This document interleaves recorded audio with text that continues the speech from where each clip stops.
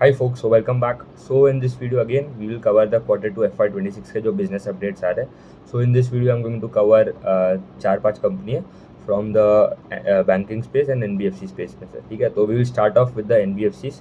तो एक छोटा कंपनी है that is by the name of CSL Finance. ठीक है, तो क्या करता है कंपनी इज इनटू आपका MSME लोन्स देते हैं. MSME एंड उनका होलसेल वाला बुक भी है, मतलब ये कंस्ट्रक्शन लोन देते हैं, इंफ्रास्ट्रक्चर लोन, कंस्ट्रक्शन कंपनीज को लोन देते हैं, डेवलपर लोन बोलना है तो बहुत ही छोटा बुक है, 100% सिक्योर्ड बुक है, तो इतना कुछ ऐसे प्रॉब्लम नहीं होगा इनको.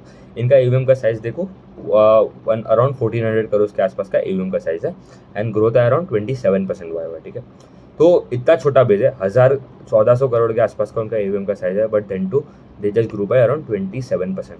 अभी इनका प्रॉब्लम क्या हुआ था, इन्होंने जब से मैं ट्रैक कर रहा हूँ तो उनका पहले गाइडेंस था जब कोई प्रॉब्लम नहीं था, ये MSME SME माइक्रो फाइनेंस जो भी, क्योंकि ये इनका लेंडिंग कहाँ होता है, Tier 3 4 5 सिटीज़ में ही होता है एंड वहाँ पे वो टाइप के डेवलपर्स एंड वो सेगमेंट के जो MSME प्लेयर्स है उनको लेंडिंग करता है. तो क्या हो गया था कि इनका जो गाइडेंस था उनका तभी अराउंड 1000 करोड़ के आसपास का AUM का साइज था. उनका गाइडेंस था टू ग्रो बाय अराउंड, उनको पहुंचना था around 1350 to 1450 crore of AUM by end of FY26. ठीक है, तो FY26 के एंड तक उनका गाइडेंस था to grow by around 35 to 50%, क्योंकि बेस था अराउंड 1000 करोड़. करेक्ट. अभी Q2 तक तो उन्होंने बोला कि हो जाएगा पर कुछ इतना कुछ खास इम्प्रूव आया नहीं था नंबर. ठीक है, अराउंड 25-26% का ग्रोथ आ रहा था, बट गाइडेंस था उनका 35 to 45%.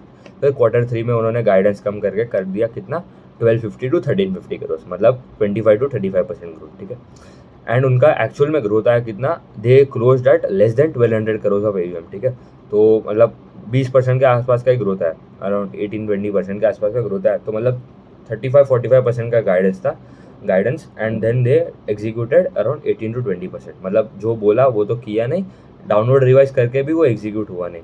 एंड ऑल्सो उनका एसेट क्वालिटी लास्ट 3 क्वार्टर से तो खराब ही हो रहा है. ठीक है, GNPA नंबर एब्सोल्यूट नंबर में अगर देखूँ तो 0.7 के आसपास हो गया एंड वो 0.3-0.4 था, वो डिटीरियोरेट हो रहा है. ठीक है, GNPA एंड NPA बोथ.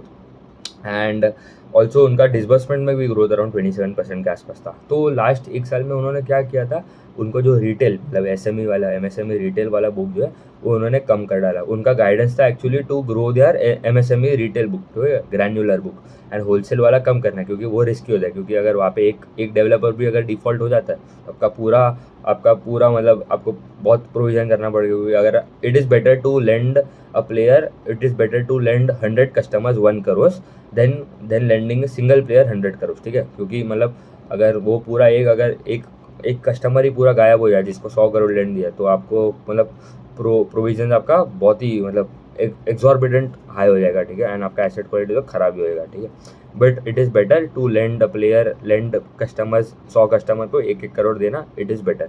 तो इनका wholesale book as of Q2 ended FY26 is around 67% and retail 33% है. ठीक है, एंड ये एक साल पहले अराउंड उनका रिटेल वाला 40-45% के आसपास था, वो कम हो गया 33 हो गया उन्होंने वही बोला कि आगे जाके हमारा रिटेल वाला बुक बढ़ेगा.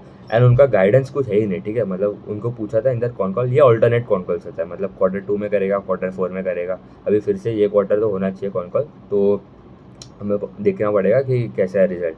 एंड उनका कोई गाइडेंस नहीं होता, मतलब पहले तो ऐसे गाइडेंस देता है कि we want to reach around 1350 to 1450 crore of AUM, and अभी तो मतलब नो गाइडेंस. एंड इनके कॉम्पिटिटर्स कौन है, द बिग प्लेयर्स है, Capri ग्लोबल हो गया, उनका तो क्या ग्रोथ आ रहा है. ठीक है, 30% का गाइडेंस है, they are growing at 40-45%, disbursement तक ग्रोइंग एट 50%. वो तो गोल्ड लोन ने मतलब पूरा स्केल अप कर डाला. उनका वो भी एक MSME प्लेयर ही था इनिशियली.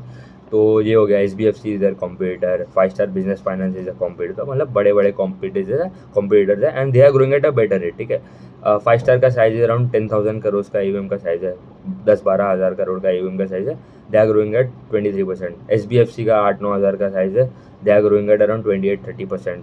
मास फाइनेंशियल का साइज है अराउंड 9-10-12 हज़ार करोड़ के आसपास, दे आर ग्रोइंग एट 21% के आसपास. ठीक है, तो मतलब 10 times 20 times बड़े कंपनीज है, they are growing at similar rate compare to CSL finance, but इनका being at a such a small scale they are still not able to grow at a better rate. ठीक है, मतलब at least अगर 35-40% का growth है तो थोड़ा अच्छा है for companies like CSL finance. The second company is SG Finserv, ठीक है। तो it is a fast growing company, बहुत ही फास्ट ग्रोइंग कंपनी है ये। It is a subsidiary of आपका एपीएल अपोलो ग्रुप जो है उनका सब्सिडरी है। ये क्या करता है, दे आर इनटू आपका ये कौन सा working capital supply chain financing करता है। तो पूरा बिजनेस मॉडल समझने में तो अभी पूरा टाइम लग जाएगा, बट बेसिकली समझ लो कि एपीएल अपोलो के पास देर आर उनके डिस्ट्रीब्यूटर्स डीलर्स जो भी कॉन्टैक्ट में उसके 100 and 1000 of SMEs and MSME players होते हैं, ठीक है, जो उनका पाइप बेचते हैं, उनको कोई रॉ मटेरियल सप्लाई कर रहा है, कोई उनका टायर बेच रहा है, ठीक है। तो देर आर मेनी प्लेयर्स तो ये इनको सप्लाई चेन फाइनेंसिंग मतलब ये उनको वर्किंग कैपिटल लोन प्रोवाइड करता है, ठीक है। तो यहाँ पे उनका जीएनपीए 0 है। क्योंकि क्या होता है इसमें बेसिकली, अगर आपने लोन लिया फ्रॉम एसजी फिनसर्व, ठीक है, if you are a distributor of APL Apollo, आप पाइप बेच रहे हो एंड आपने लोन लिया एसजी फिनसर्व से, तो उनका ही सब्सिडरी है, करेक्ट, एपीएल अपोलो ग्रुप। उनके पास बहुत सारे टाइप है, ठीक है, they have tied up with Polycab, बहुत सारी कंपनीज है, अडानी, टाटा, ये सब के, Tata I guess Tata steel है या टाटा मोटर्स, बट हाँ मतलब बहुत सारे कंपनीज है, they have tied up with Kajaria हो गया, बहुत सारे कंपनीज है। तो क्या करता है ये, आपने जब भी मतलब when you take out a loan any amount, मतलब आपने 1000 समझ लो 100 रुपीज़ के आसपास का लोन लिया, ठीक है, फ्रॉम एसजी फिनसर्व।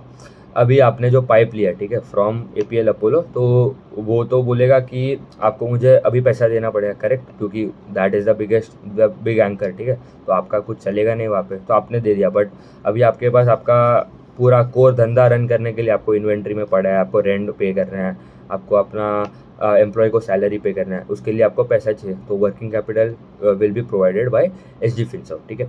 अभी ये पूरा सिक्योर्ड बुक क्यों है, क्योंकि जब भी आपके माल जब बेच दोगे आप टू आपके आगे जो प्लेयर है, ठीक है, मतलब इफ़ यू आर डिस्ट्रीब्यूटर, तो आप अपने रिटेलर को अगर जब भी आपका माल इन्वेंट्री से निकले तो आपको जो पैसा मिलेगा you have to pay back to SG Finserv, correct. But अभी आप अगर नहीं करते हो पे बैक, ठीक है, तो क्या करता है कंपनी, एसजी फिनसर्व बोलता है टू द एंकर, ठीक है। तो ये एंकर्स मतलब कौन, एपीएल अपोलो ग्रुप हो गया, अदानी, टाटा मोटर्स, टाटा स्टील, जो भी है, ठीक है, जेएसडब्ल्यू, ये सब उनके एंकर्स है। तो उनको बोल देगा कि आप अभी इनको नया माल सप्लाई मत करना, जो भी आप बेच रहे हो, पाइप, टायर, जो भी है, उनको अभी नया माल सप्लाई मत करना, क्योंकि उनका अभी ऑलरेडी पेमेंट बाकी है।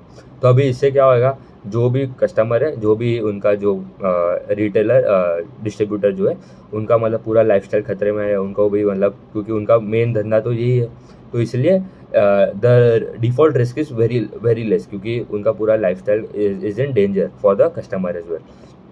तो ये हो गया एसजी फिनसर्व का। अभी इनका साइज़ क्या है, लोन बुक का size around 2400 crore, loan book का ग्रोथ है अराउंड 15% क्वार्टर एंड क्वार्टर, ठीक है, क्वार्टर एंड क्वार्टर बोला, वाई नहीं, ठीक है। तो 15% quarter and quarter is very good number. इनका अगर देखो, अभी इनका कैसा है कि they want to reach around 4000 crore of AUM and करना है, एंड ऑफ पीरियड का एयूएम होता है, तो वो अभी एवरेज एयूएम होता है, मतलब ये साल के ये क्वार्टर के स्टार्ट में और ये क्वार्टर के एंड था, दोनों का एवरेज, एंड एक होता है आपका एंड ऑफ पीरियड, मतलब एज ऑफ अभी Q2 के end of FY26, as of that date what is the outstanding AUM.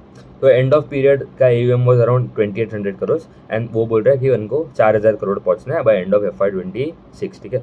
And उनका स्टार्ट ऑफ ईयर में FY25 के स्टार्ट ईयर में अराउंड 2000 करोड़ या 2400 करोड़ के आसपास का साइज था। तो that comes to a growth of 66% on a Y basis, ठीक है। तो 66% वाई बेसिस का growth is very good. And इनका आरओए का नंबर भी, उनका गाइडेंस इज़ वेरी गुड कि ROA should be around 15-18% by end of FY27, अभी अराउंड 9-10% है, and ROA of around 4 to 4.5% के आसपास का आरओए नंबर, ठीक है। एंड तो ये FY26 के एंड तक as of end of FY26 around 4000 crore of AUM पहुंचना है, एंड FY27 के एंड तक they want to reach around 6000 crore. तो FY27 का भी अगर ग्रोथ देखो तो that would be around 50% Y growth आ जाएगा, ठीक है। तो मतलब गाइडेंस अच्छा है। अभी प्रॉफिटेबिलिटी देखना पड़ेगा कैसे आता है, क्योंकि अभी आरओई का नंबर भी थोड़ा एब्सोल्यूट नंबर तो म्यूटेड लग रहा है, बट अभी it is going in the right direction, improve हो रहा है एवरी क्वार्टर, ठीक है।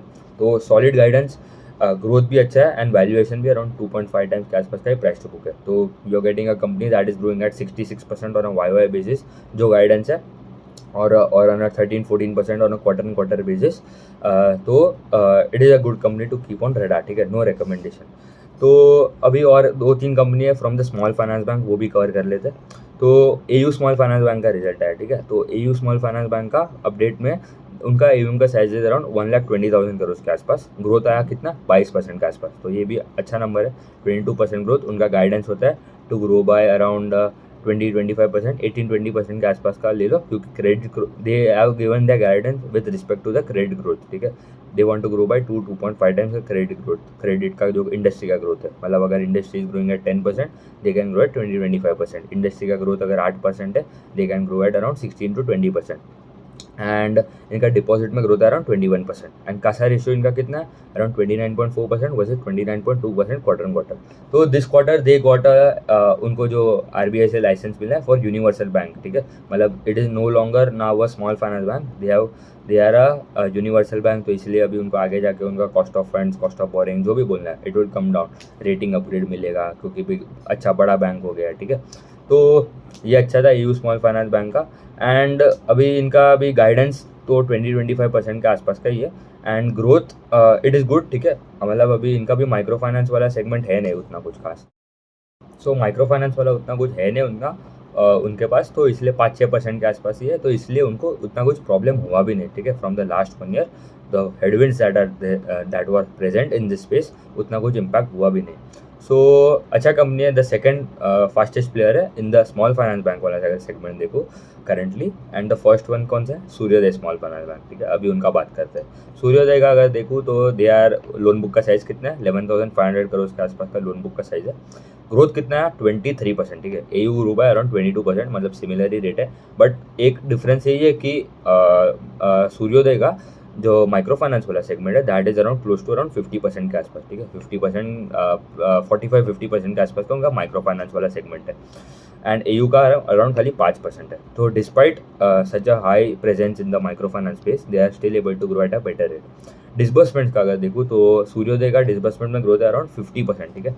तो अभी आप देख रहे हो करेंटली जो भी मतलब माइक्रो फाइनेंस सेगमेंट में जिसका भी ज़्यादा एक्सपोजर है, वो सबका अभी डिसबर्समेंट का नंबर ऊपर जा रहा है। Will cover few NBA bank, few small finance bank in the next video as well. उसमें भी देखेगा कि कौन से कंपनीज का डिसबर्समेंट का ग्रोथ ज़्यादा आ रहा है। तो इनका भी ग्रोथ अराउंड 49% के आसपास है। उज्जीवन का भी अराउंड कितना, उज्जीवन का अराउंड 48% के आसपास का डिसबर्समेंट का ग्रोथ है, ठीक है।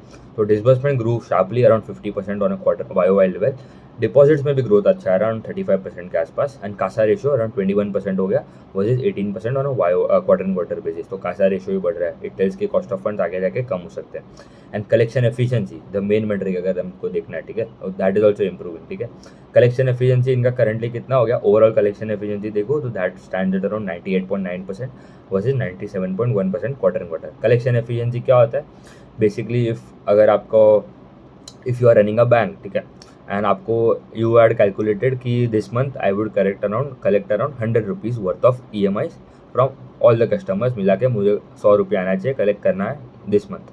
आपको मिला 98 रुपीज़, ठीक है, दो रुपये आपको मिला नहीं, तो कलेक्शन एफिशिएंसी 98%, बस उतना ही समझना है। तो ओवरऑल कलेक्शन एफिशिएंसी होता है वो। एंड एक 1 EMI वाला होता है, मतलब specifically not including the over due जो पेमेंट है, जो पहले के महीने के अगर कोई किसी का पेमेंट रह गया, ठीक है, 1000 रुपये का अगर EMI है, किसी ने लास्ट मंथ खाली 800 दिया एंड ये महीने 1200 दे दिया, तो ओवरऑल कलेक्शन एफिशिएंसी तो आपका 100% हो गया, क्योंकि टोटल एडअप होके इट इज़ सेम, ठीक है, 2000 मिल गया।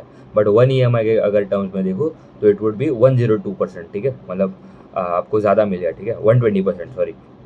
तो 1 EMI उनका अराउंड 95.5% था वर्सेज 94.1% क्वार्टर लेवल, तो वो भी इंप्रूव हो रहा है। बेसिकली डायरेक्शन देखना है, तो collection efficiency improving, that is good. Disbursements are rising sharply, that is good. And इनका है ना, उन्होंने क्या किया था, इन्होंने एक स्कीम होता है, एक उनका CGFMU स्कीम होता है, ठीक है, ये जो credit guarantee fund for micro unit, ठीक है, इंश्योरेंस जैसा समझ लो in the banking in the micro finance space. तो उन्होंने वो ले लिया था, तो इसीलिए उनका जो NNP है जो अराउंड उनका 400 करोड़ के आसपास का NNP है, ठीक है। उसमें से अराउंड 300 करोड़ के आसपास का 370-380 करोड़ इज ऑलरेडी उनको रिसीव हो गया है, जो CGFMU वाला जो उन्होंने जो स्कीम लिया था, मतलब उनका NNP है मतलब क्लोज टू 0% है after this CGFMU scheme. And before CGFMU scheme it is around 3.8% के आसपास। उनका गाइडेंस क्या है, they are the only small finance bank जिसका इतना ज़्यादा माइक्रो फाइनेंस वाला एक्सपोजर है, and they are guiding to grow by around 30 to 35% for FY26, ठीक है। डिस्पाइट ये सब जो प्रॉब्लम्स चल रहे हैं, सबका अभी भी मतलब उतना कुछ खास ग्रोथ आ रहा है नहीं, ग्रोथ आ रहा है बट जो रेट से आना चाहिए वो अभी तक आया नहीं, ठीक है। इनका भी last quarter they grew by around 20%, this quarter they grew by around 23%। अभी H2 मतलब Q3 Q4 वो मतलब वो देखना पड़ेगा, क्योंकि they have to grow by around 40% plus, ठीक है। टोटल ग्रोथ आपका अगर 30-35% का गाइडेंस दिया, आपने पहले 1-2 क्वार्टर में यू हैव ग्रोन बाय 20%, उसके बाद 23%, तो H2 में वो मतलब बहुत ही अच्छा खासा उनको ग्रोथ लाना पड़ेगा टू मीट देयर गाइडेंस। तो गाइडेंस अच्छा है, एग्जीक्यूशन हमें देखना पड़ेगा, बट करंटली ये सेगमेंट में सबसे अच्छा ग्रोथ इनका ही आ रहा है 23% के आसपास, ठीक है। तो एंड ये वीडियो में उतना रखता है, बहुत बड़ा वीडियो हो जाएगा, उसके बाद we will cover few other small finance bank, ठीक है। Thank you.